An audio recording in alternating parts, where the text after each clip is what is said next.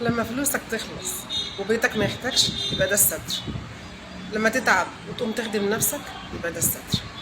لما تقع وتقوم محدش يعرف عنك اي حاجه برضه يبقى ده الستر. لما احتياجات بيتك تكون كبيره ودخلك صغير وبرضه يكفي، ده الستر.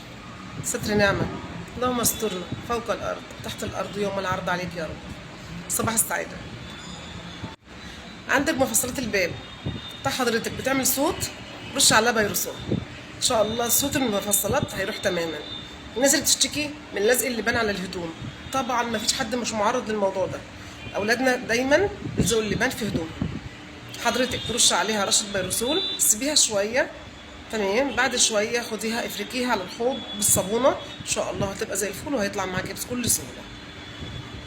الناس اللي لازقه دبل فيس على الحيطه وبتشتكي جدا من موضوع الدبل فيس وتقول لك انا مش عارفه اطلعه، او بتيجي تلزقي حاجه بالدبل فيس بتخافي منها علشان ما تطلعش معاكي وتبوظ الحيطه. شوفي ما عادش في قلق بعد الموضوع ده. اي دبل فيس حضرتك عايزه تشيليه من على الحيطه رش عليه شويه بيروسول وسيبيه شويه، بعد شويه هتروحي تجيبي فوطه فضلوا لك كلور الوان وتمسحي مكان البيروسول هتلاقيه طلع بكل سهوله، مش هيتعبك ابدا ابدا ان شاء الله. ودي دعوه من قلبك باذن الله.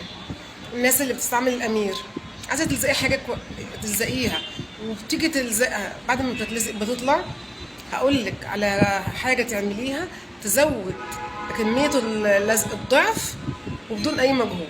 مكان اللزق هاتي شويه من المسحوق بتاع حضرتك البودر رشيه عليه، قطعي عليه بالامير وهيلزق معاكي بكل سهوله، وكمان هيلزق الضعف لان المسحوق مع الامير بيلزق قوه جامده جدا.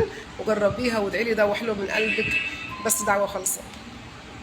بمناسبه الامير لزق في ايدك ومش عارفه تطلعيه، شويه من الملح وافركي ايديك وهيطلع بكل سهوله من ايدك ان شاء الله. الناس اللي بتشتكي دايما من موضوع البطاطس، اقول لحضرتك على حاجه، ناس كتير جدا بتجيب التربو اللي في المطبخ تحط البطاطس مع البصل في درج واحد، ده اكبر غلط لان الروايح اللي بيفرزها البصل بتبوظ البطاطس. طب نعمل ايه؟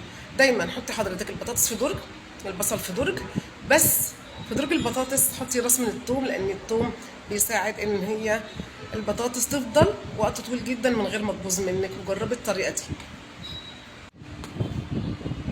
لو حطيت الشمع في الفريزر عندك حركتين هيبقوا حلوين جدا. اولا هيغيب معاكي وقت طويل جدا لغايه ما حضرتك وانت بتولعيه. تاني حاجه ان هو هيبقى اداءته اعلى لانه مش هيسيح منك بسرعه. وجربيها ان شاء الله وهتدعي لي دعوه حلوه قوي من قلبك. الناس اللي دايما جايبه جنس جديد لاولادها، بنطلون جنس جديد وخايفه تغسليه في وسط الغسيل، احسن حاجه تعمليها حضرتك ان انت تبليه في ميه وملح وخل، ميه وملح وخل.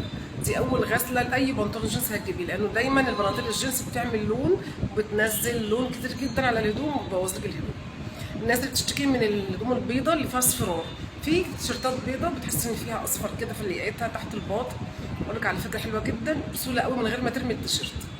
تروحي الصيدليه تجيبي ازازه اكسجين تبداي ترشي منه على الاماكن الصفراء وتسيبيها شويه وبعد كده امسكي اغسليه، هتلاقي الاصفرار بتاع الاماكن الهدوم البيضاء راح تماما.